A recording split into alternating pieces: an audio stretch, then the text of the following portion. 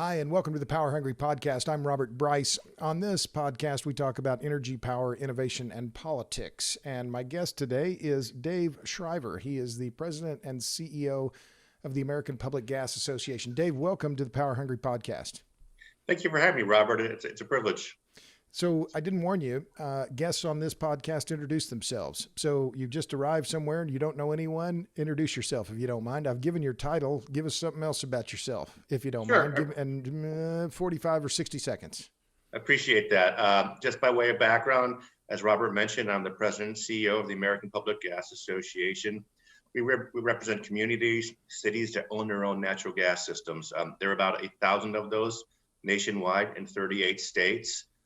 While I grew up a Big Ten guy, I always say that we're an SEC intensive conference, meaning that a lot of our membership is concentrated in the Southeast. And that's because as natural gas came out of the Gulf of Mexico in the 1960s, for a lot of small and medium-sized communities, the only chance they had to get that natural gas into their community was to create their own natural gas system, which is why we have so many members in the Southeast, in Georgia, Louisiana, Tennessee, what are known as the SEC states for the football conference. Sure.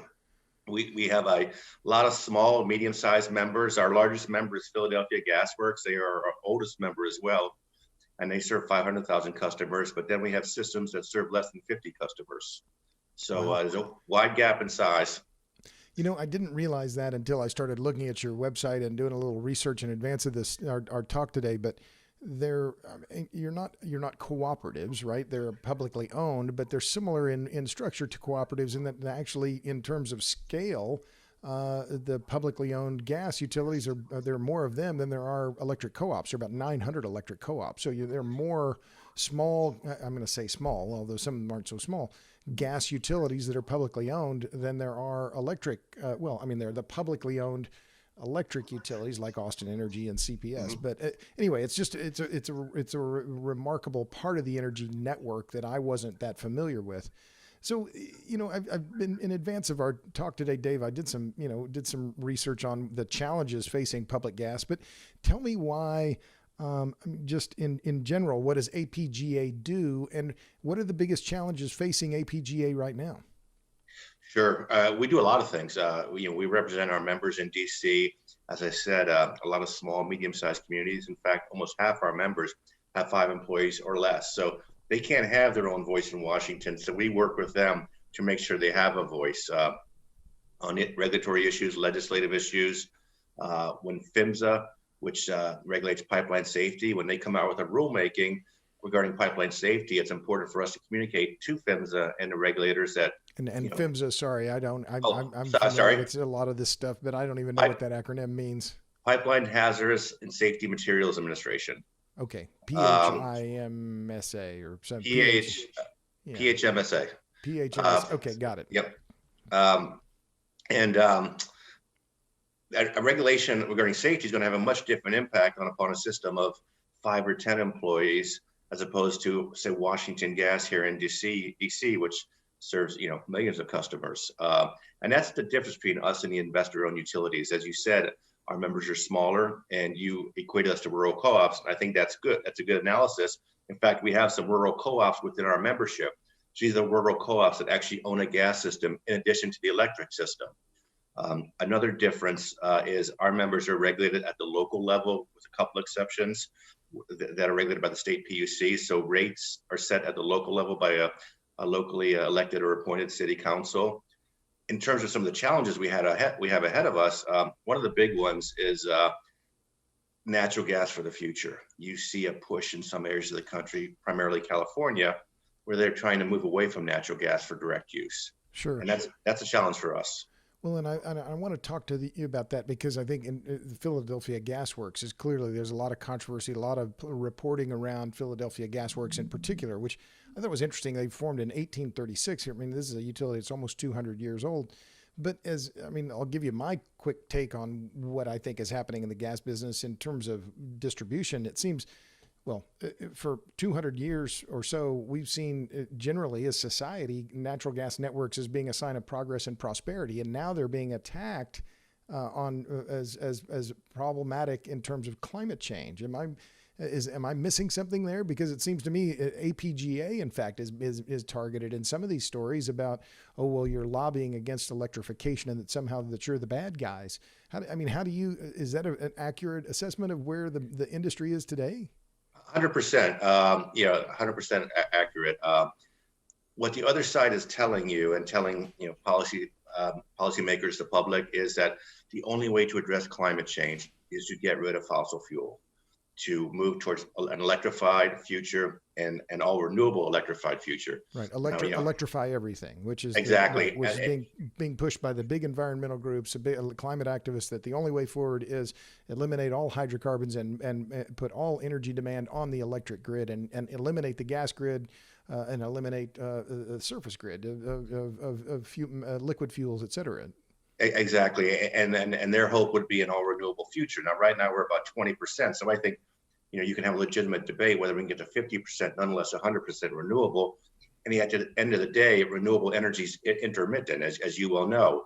Now, to direct use of natural gas, which is what our members do, this is natural gas supplied directly to the home for cooking, heating, hot water heating, for a fireplace.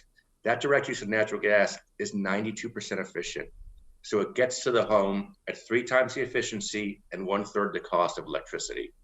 And so repeat that again, because I've done some of my own calculations, and this to me is one of the key issues here in terms of this electrify everything, is the issue of equity and social justice, right? About who's going to pay for this form of energy. So if you don't mind, run me through those numbers again, please. Sure. When you take natural gas out of the ground, bring it to your home, so it goes through the pipeline, the interstate transmission pipeline, comes to the distribution system, and goes into your home. I believe you live in Austin? I do.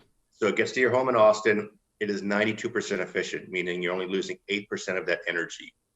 By contrast, before it gets delivered, or you're talking about actually then delivery and in use, that conversion of then the molecule into heat? Is that delivery and in use? Okay, gotcha. So as I said, 3 times the efficiency, 1/3 the cost of electricity. What the other side is telling you, as you said, is we must get rid of all fossil fuels. So I used this analogy before. We have 2 boys, 12 and 14, and I can't help them with their math right now because it's way beyond my means. But when they were younger, I could help them with their math homework. I could solve the problem, but I could not solve the problem the way they were taught to solve the problem. I would have to, research the way they're being taught. And what the other side is telling us is the only way to solve this problem is our way. And we disagree with that all eggs in one basket approach. We think, there's a number of ways to solve the problem. And we think the reliability, the resilience, the affordability of natural gas lend it, and in fact, demand it to being part of our energy future. Well, that resilience part of it speaks to me because I maybe you've seen some of the things I've written, but we were blacked out here in Austin during the winter storm Uri, and one of the things when we bought our house now 21 some odd years ago was we plumbed in natural gas. It was all electric home when we bought it, and during those 45 hours when we were blacked out, man, was I ever glad I had natural gas, because then we could heat. Our central furnace wasn't working because it has an electric fan, but we could heat our kitchen with the burner. We could heat water. We could take a shower. We could cook food. It was, it wasn't pleasant, but it would have been far less pleasant had we not had gas. And that's one of the things that I think the resilience issue is lost here in, as you say, putting all the eggs into the electricity basket.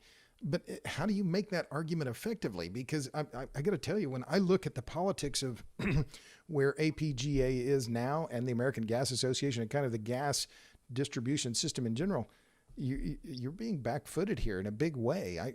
That's my assessment, and I'm not trying to beat up on you, but in what I see in terms of the coverage of these issues, it's the far more coverage and attention is being paid to these natural gas bans and the climate activists than to the resilience and robustness argument. Is that fair? I think that's fair. I mean, everybody talks about the fossil fuel industry, and it just, again, our members are a lot of small and medium-sized communities. They don't have a lot of resources, but the other side is pouring millions of dollars into this effort to get rid of fossil fuels, to attack fossil fuels, and it's not just at distribution; it's at the transmission level, production level, their messaging, and going back to reliability. There's a quote that appeared in the Los Angeles Times from an electrification advocate who said that concerns about reliability should not stand in the way of electrification. And I was taken aback by that because I know when people turn the light switch on, when they turn their stove on, when they turn the heat on, they expect it to work. This is the United States. We're not a third world country. And to just brush off concerns about reliability, standing in the way of electrification, I just don't understand that. I haven't heard that. I'd be interested in getting that citation, but that was one of the things that was interesting to me in some of the surveys that were done here in Texas after Winter Storm Uri was, we had millions of people, over 4 or 5 million meters. I don't know how many exact number of people were blacked out, but very few reports of gas in the home, that gas being turned off. So that in terms of reliability and resilience during this time of what it was a crisis, very few instances of gas shortages for residential heating or residential use, but widespread loss of electricity in the broader society, which seemed to me to be an argument for keeping that gas grid operating. But let me shift and talk about Philadelphia Gas Works, because I saw that there was a piece. In fact, before we started recording, that Philadelphia Gas Works paid American Gas Association $42,000 in 2019 and American Public Gas $56,000, money that came from Philadelphia ratepayers. So through the Open Records Act, it seems like the public gas utilities, because of the Open Records Act in various locations, that the workings of what you're doing and trying to preserve your markets is seen as somehow nefarious. Am I misreading that? No, you're not misreading that. And, APGA will never be embarrassed for touting the benefits of the direct use of natural gas. That's our job. We believe in those benefits. We believe strongly in those benefits. As I said, the affordability, reliability, resilience, the efficiency. But the other side is going after us any way they can, including through filing numerous open records requests within our members. And it's also important to note that in addition to advocacy, APGA focuses on pipeline safety issues, providing materials to our members regarding pipeline safety best practices, cybersecurity best practices. So, we do a number of functions that benefit all public gas systems, not just advocacy, but we will never be embarrassed about talking about the benefits of direct use of natural gas. And, APGA is going to, continue to fight for direct use of natural gas because we believe it's in the best interest of those who already have it, those who may want to get it in the future. And we support all energy choices, and we don't think anyone should be off the table. But yet, you yourself said you've been admitted, or I think agreed with what my point on being backfooted. You have now 40 communities in California that have, I think it's 42 or 43. I'm following it on the Sierra Club's website. City of Seattle has banned natural gas hookups in new homes or new residences, new construction. You have a dozen communities in Massachusetts that are considering, a bunch of other communities around the country that have considered it. Interestingly enough, just in the last few days here in Texas, the governor signed a bill that bans natural gas bans effectively, right? So you say you'll never be embarrassed. So APGA is promoting or supporting statewide bans on gas bans. Is that a fair way to put it? APGA is a smaller association, so we don't have the resources to get involved at the state level. We tend to focus at the federal level. But as you mentioned, Texas is one of 10 states that have passed legislation signed into law that retains the ability of consumers to choose the choice of energy that best works for them. So in other words, a locality can't say no natural gas, no new natural gas, or likewise any fuel. I think that's a pushback to those areas in California and other parts of the country you mentioned that are moving to get rid of fuel choices for their customers. And we believe customers should be able to choose the appliance in their home that works best for them. If they want an electric stove, they can do that. If they want natural gas, and studies show that people prefer to cook with natural gas, they should be able to choose that natural gas cooktop. Well, let me ask you about that, because that seems to me another area where, frankly, your opponents are well, let me say it directly, they're kicking your butt on the issue of gas appliances in the home. And there have been numerous stories. I saw one in the Atlantic and other places saying, that burning gas in your home is dangerous and that it air quality problems. And I've written a little bit about this. How do you reply to those studies that claim this is a big health problem? And first of all, it's not, and we have studies that show that the combustion of the cooking process, whether it's electric or gas, is where materials are released into the air. Proper venting on a natural gas cooktop resolves any concerns. And anytime people purchase a natural gas, some of our members have showrooms and do installations. The venting is an important issue. The other side, as I said, they have a lot of money and they're throwing that money around. Well, let me interrupt you if I can. So, Yeah. how much money, and who do you say the other side? So, who are your biggest critics, and how many millions of dollars do you think you're fighting against here? A lot more than we have. That's for certain. There's certainly a lot more than the APGA has. And your budget, I'm sorry, is about what per year, sir? A little under $5 million. $5 million, and your under 5 million. Yeah. Yeah, and a number of employees then. We have 10 employees. 10. And so who are your biggest critics, your biggest opponents in this fight? Because it is a fight. I mean, it's unlike anything that I've seen in my lifetime where, frankly, as I said before, that the gas network is being vilified, where for decades, for centuries, it was seen as a sign of progress. There's a number of opponents out there. We're looking at NRDC, Sierra Club, Environmental Defense Fund, even efficiency groups, I would argue, are more focused on getting rid of fossil fuel than truly increasing efficiency. That's a battle we've had. Under the Obama administration, we had to sue DOE over a furnace standard that, in our view, would have pushed people away from natural gas. I think we anticipate more fights on the efficiency front with appliance standards that may push people away from natural gas. So that's something we've had to devote a lot of time to. We actually created a campaign 3 years ago, the Natural Gas Genius campaign, which, it's been under scrutiny. Obviously, it must be somewhat effective because the other side has really gone after it. And the campaign is really focused on educating homeowners or those who want to purchase a home about the benefits of natural gas and how it improves your quality of life. And when I talk about natural gas, I talk about affordability, reliability, resiliency. It's domestic. It's efficient, but with this campaign, we're really focused on how does this appliance improve the quality of your life, whether it's a cooktop, a natural gas fireplace, natural gas heat, especially you live in a cold weather climate. So it's really focused on educating consumers about the benefits of that appliance purchase and how it improves the quality of their life, how it makes their home a better castle. I like that, how it makes their home a better castle. I like that.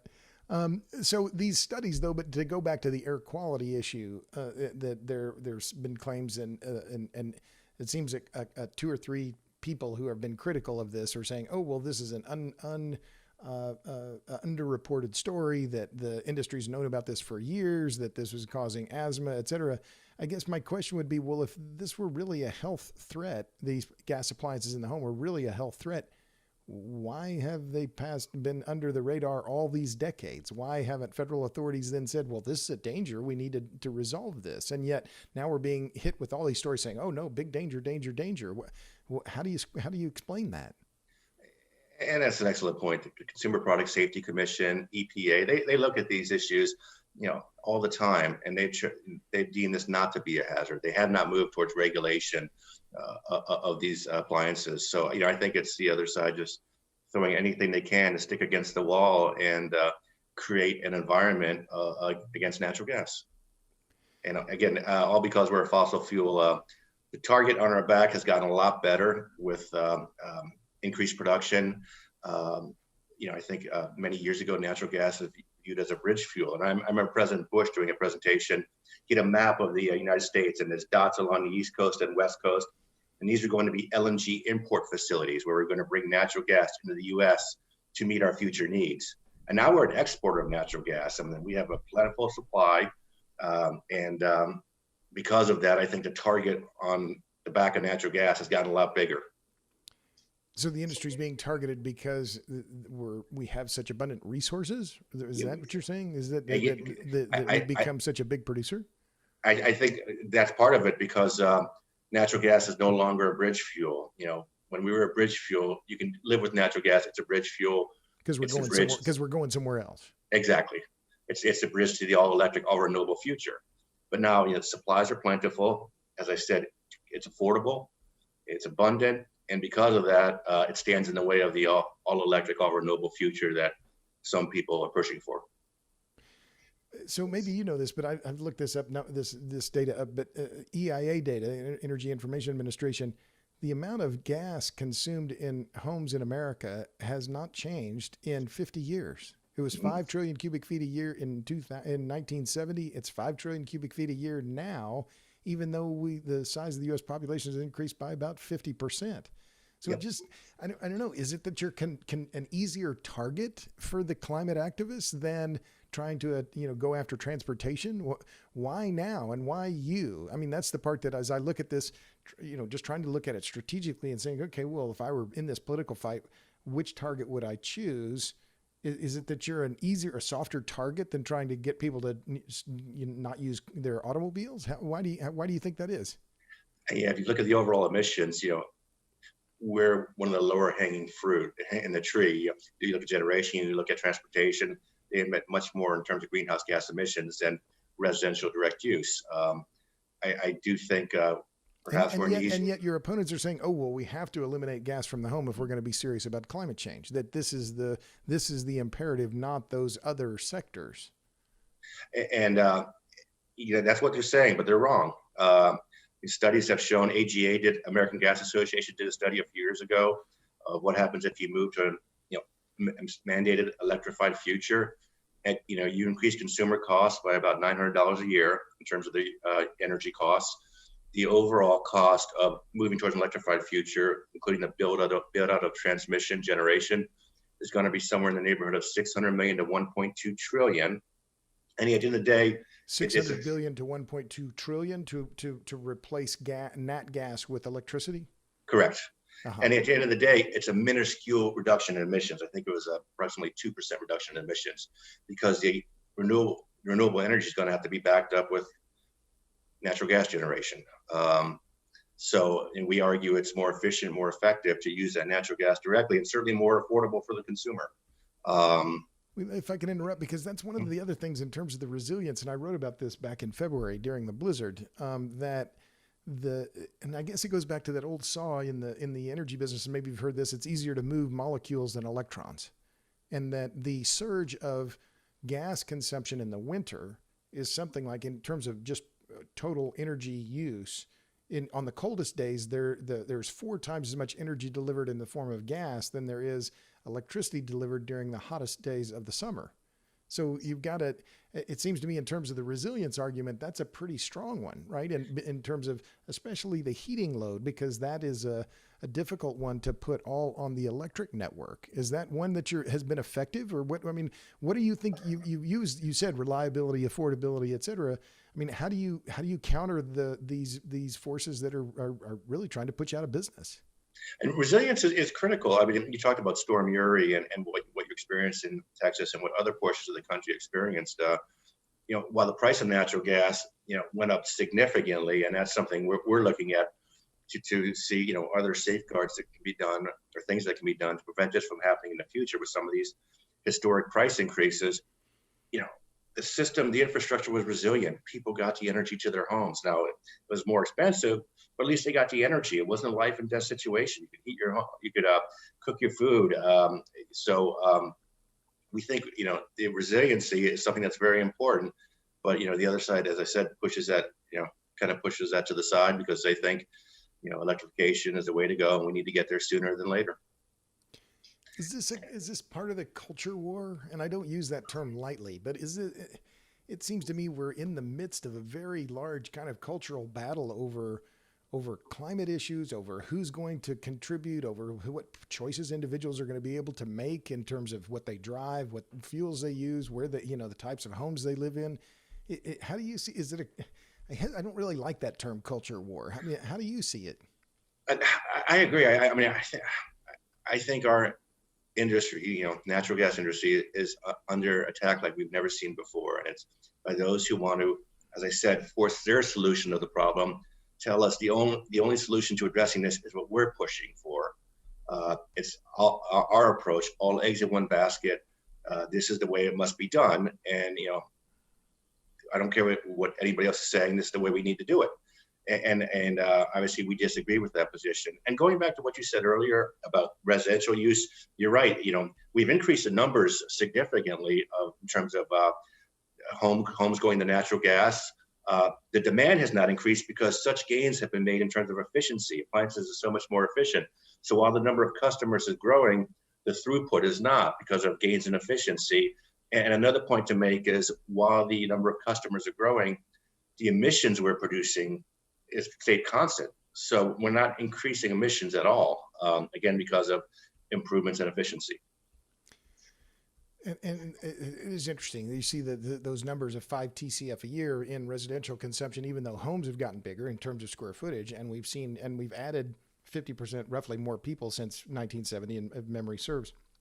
But nevertheless, that drumbeat continues. Let me switch. What are green molecules? That was one of the things that I saw in one of the articles that I read on prior to our discussion today about Southern California Gas talked about this. They didn't use the term green molecules, but they were talked about, we want to preserve our pipeline network because we might be able to use it for hydrogen delivery. So my question, what are green molecules? Green molecules is, it could be any number of things.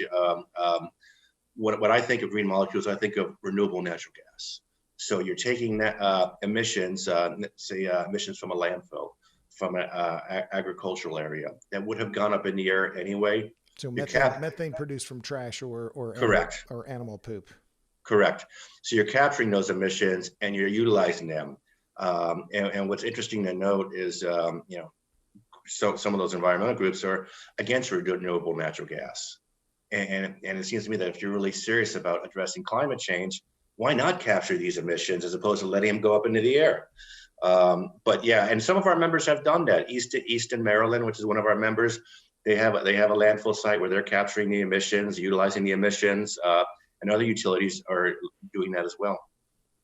So, and how big is that market of renewable natural gas? Give me an idea, or do you know how big it is or how much production there is in terms of overall RNG? Not a lot, but I think people are moving that way, especially, in states more focused on climate change like California. I think people are making more investments in RNG. RNG for vehicles, natural gas vehicles do not emit a lot compared to a gasoline-powered vehicle or a diesel vehicle. So it's a relatively small market, but it is growing. So what about hydrogen? How much of the pipeline network could be used, or have you looked at the top end in terms of hydrogen blends that you could add into natural gas and for delivery into industrial or residential use? I know SoCal in California has looked at that. They're not one of our members. They're an investor-owned utility, so they're a member of the American Gas Association. So from our side, I don't know if a lot of work, people are looking at it, but some of the larger systems are looking at what can be done with hydrogen. But I don't think any significant movement has been made in that area over the past couple of years. Well, you mentioned SoCal Gas. I thought that was interesting. And doing again just a little research on the gas distribution business. They have over 5 million customers. I think they're the biggest gas utility in America. So they're 10 times the size of Philadelphia Gas Works, which has 500,000 meters. So, but are the interests of those the investor-owned gas utilities different from the publicly owned ones, or are your interests fairly aligned? I think in terms of direct use of natural gas, working to preserve customer choice, our interests are very closely aligned. Some differences between us and them are size, as you said. Our members nationwide serve under 6 million customers, and as you mentioned, SoCal serves close to 5. So we tend to be smaller. Also, so the total of meters served by publicly owned gas utilities, 6 million, and Southern California Gas by itself has 5 million. So, yep. So that is interesting. That the scale. Well, let me ask you this, because I've thought about the electric cooperatives in this regard, about the diffusion of political and economic power, right? That was one of the legacy issues of the New Deal, which I think is still clear today, right? Those electric co-ops I see them as living remnants of the New Deal that they created in 1935, 1936, the enabling legislation. but the public gas utilities aren't necessarily of that same lineage, right? They come from a different part. What was the enabling federal legislation, or was there, that allowed the creation of these entities? But I know Philadelphia Gas Works is different. You talked about the southeastern U.S. being a particular hotbed for your clients or your members. What was the difference in terms of the genesis or the creation of some of these publicly owned entities? We're very similar to public power utilities. I know you had Joy Ditto on your show a while back. She's Sure. the CEO of a PPA. In fact, within our universe, we have about 300 combo systems, meaning the utility owns both the electric and the gas system. So we're very, very similar to public power entities. And it wasn't an enabling federal statute that I'm aware of. It was, more at the state level, where these communities wanted to get natural gas into their system, into their community, and the only way that they could do that was to create their own system, which is why I said you have a lot of small to medium-sized communities. And as I said, we also have some rural co-ops throughout the U.S. as well that own the gas system. Sure. Well, so CPS Energy is the biggest of the combos, I think, and the biggest electric and gas utility. It's here nearby here in San Antonio. They're facing some serious challenges, and I'm not asking you to specifically comment on those, but they're, I guess one of the arguments against gas would be, well, look at, the prices are volatile. Look what happened to CPS Energy. And how many of your other members got hit by big gas bills or trying to deal with those, the after effects of Winter Storm Uri? I know CPS Energy sued some of their gas suppliers. Are there other member companies and other member entities within APGA that are in similar situation to CPS? There were a lot, primarily in that middle portion of the U.S. I was in Kansas a few weeks ago speaking to the Kansas Municipal Utility Association in Wichita, and their members were hit particularly hard. I use Winfield, Kansas as an example. They typically spend $1.5 million a year on natural gas, and in February alone, they spent $10 million. So these prices. Repeat that again. Winfield, Kansas. Winfield, Kansas, about 12,000 customers. They spend $1.5 million a year, typically on natural gas, and in February alone, they spent $10 million. So how are they going to deal with this? Because this is one of the other things that I think is quite interesting, and we're still, the Texas legislature is working on enabling legislation, and this issue of securitization. Is that in play for the gas utilities in Kansas and elsewhere? Some legislation at the state level, and how would that work? Sure, and so when you have these exorbitant price increases, and the price went from $3 to $300 in Oklahoma, in Tulsa, the price hit just under $1,200. So these costs directly impact consumers. So what you've seen is some states, Kansas passed a $100 million low interest loan program. Missouri was $50 million. Illinois was $15 million, and they've created these programs very quickly to help the public gas, public power systems mitigate the price increases upon their consumers, so that they can spread these utility increases over a period of 5-10 years, so the consumers aren't hit too adversely. My concern, what we're talking about internally at APGA, is nothing prevents this from happening again next winter at some point in the future. To have a cold winter and shutdown of production and increased demand. So what we can see this again next winter. I mean, exactly. It may be a 1 in 100 year event, but it doesn't mean it won't happen again next year. Exactly. So, how do you do that? I mean, the some of the criticisms of CPS Energy. In fact, San Antonio Express News has run some stories saying, well, they didn't properly hedge. They didn't have enough capacity. But is that poor planning on the gas utility side, or is there something that they can do that would protect them from these potentially devastating bills? In terms of poor planning, no, not at all. Because what we saw was, production being shut down because of cold weather. So you had a reduction in production. You had an increase in demand because of the extreme cold weather. So every utility hedges. CPS hedges very well. But when you had this extreme cold weather, you had this increase in demand. You have to go out into the market and purchase the gas for your customers. You can't tell them, I'm sorry, you're not getting the gas.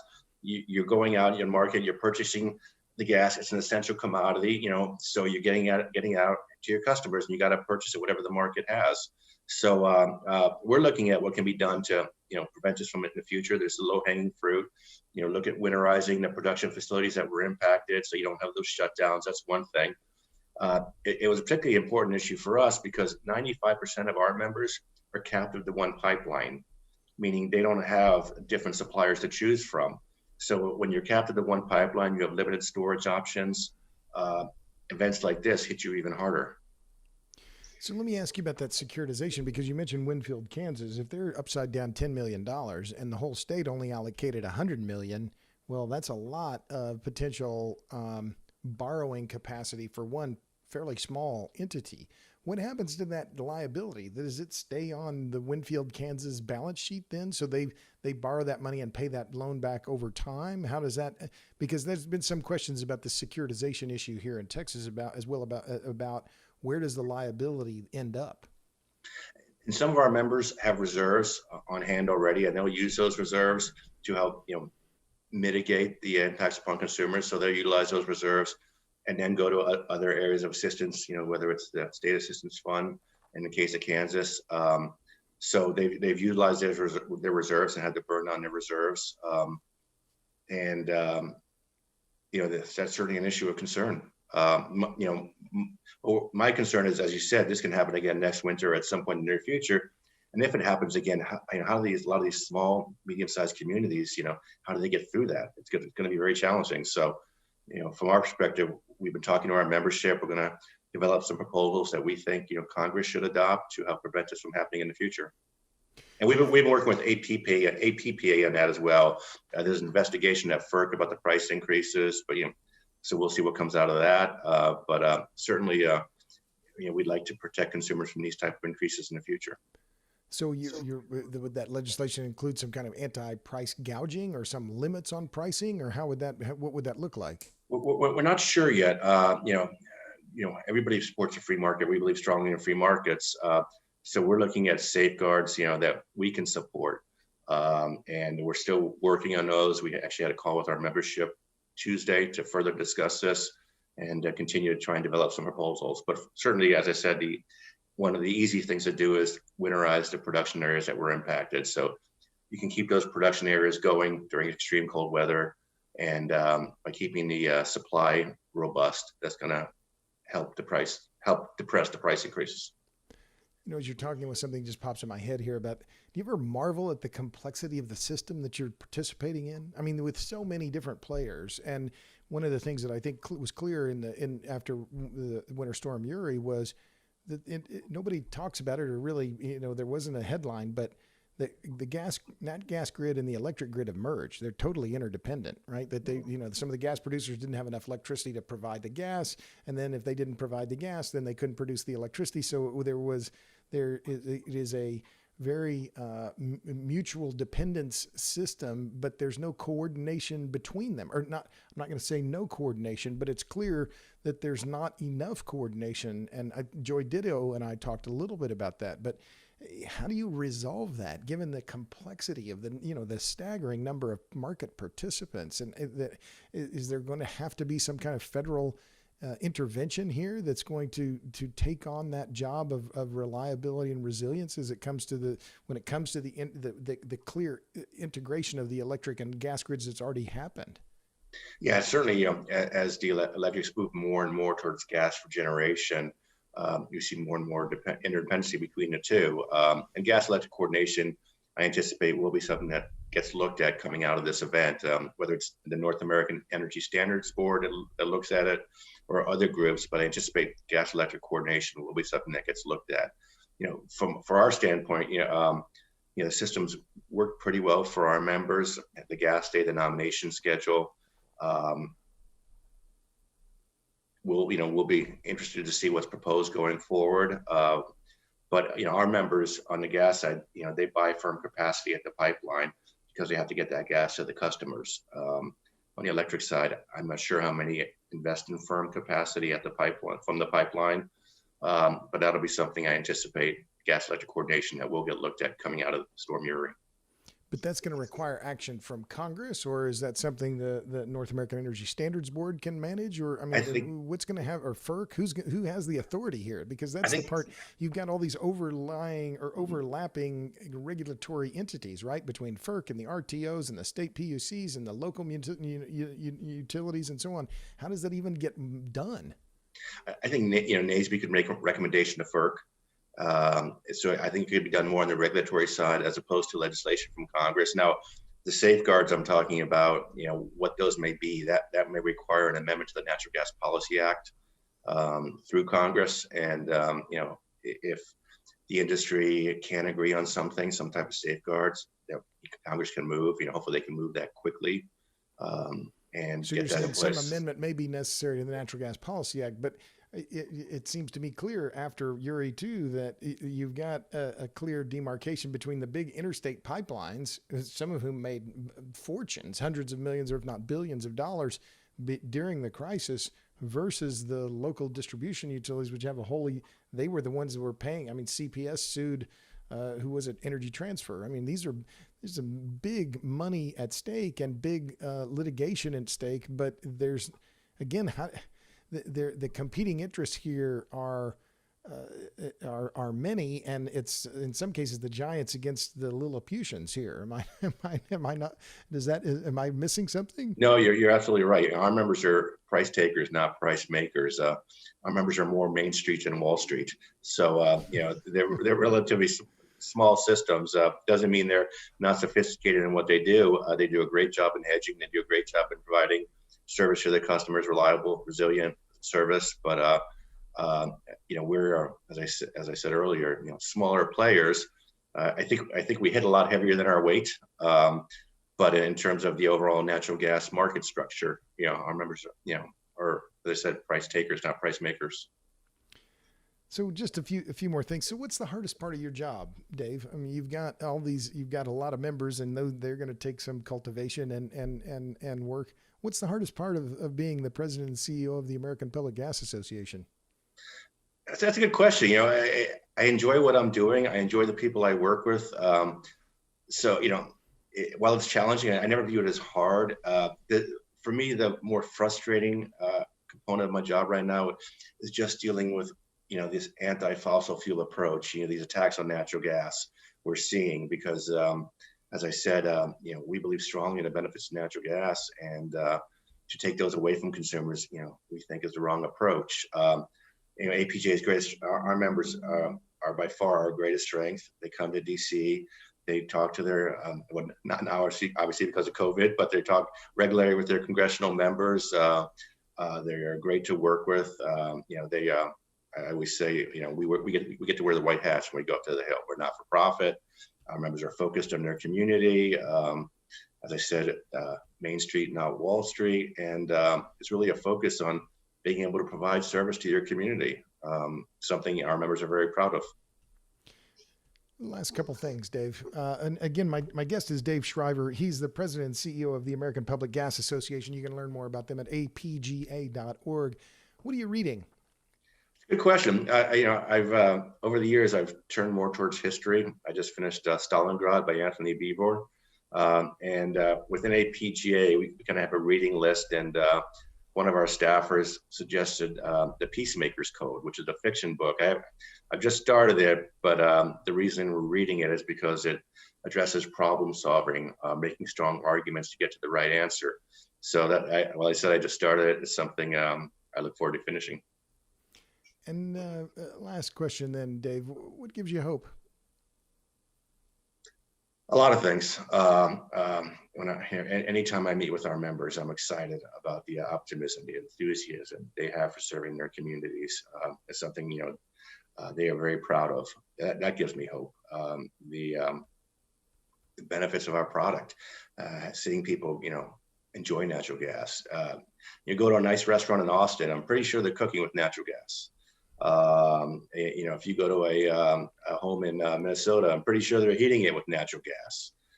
It'd be a tough winter to get through in Duluth on electric heat. It'd be expensive winter to get through with electric heat. I think we have a great story to tell. I'm excited about our future. I think the future for natural gas is strong. I wish in some of these areas that are banning natural gas, you could just kind of wall those areas off, let that experiment play out and see where they are 10, 15 years from now. I don't think they'll be in a good place. I think their energy costs will be a lot higher. And you're particularly hitting those on low fixed income seniors. with much higher energy bills, and in my view, a lower quality of life, because if they want to cook with natural gas, they can't. If they want to heat their water with natural gas or heat their home with natural gas, they can't. So it would be interesting to see as time goes forward. But I am optimistic about our future, very optimistic about our future, and I'm hopeful that my grandchildren, which is a ways away, will be cooking with natural gas for their children. Well, let's stop it there then, Dave. That's great. I appreciate your time. My guest again has been Dave Schryver. He's the president and CEO of the American Public Gas Association. You can read more about their work and the history of natural gas, which I thought was interesting. Goes back now more than 200 years, back to the days of what was called city gas, of making natural gas or making methane from heating coal. But it's an interesting history, apga.org, and you can find more about them there. Dave, thanks for being on the Power Hungry podcast, and maybe we'll do this again. To all you out there in podcast land, thanks for tuning in. If you're inclined, give me 3, 4, 5, 6, 12 stars, as many as you can on those podcast rating things. And until then, I will see you then on the next episode of the Power Hungry podcast. Thanks again, Dave. Thank you, Robert.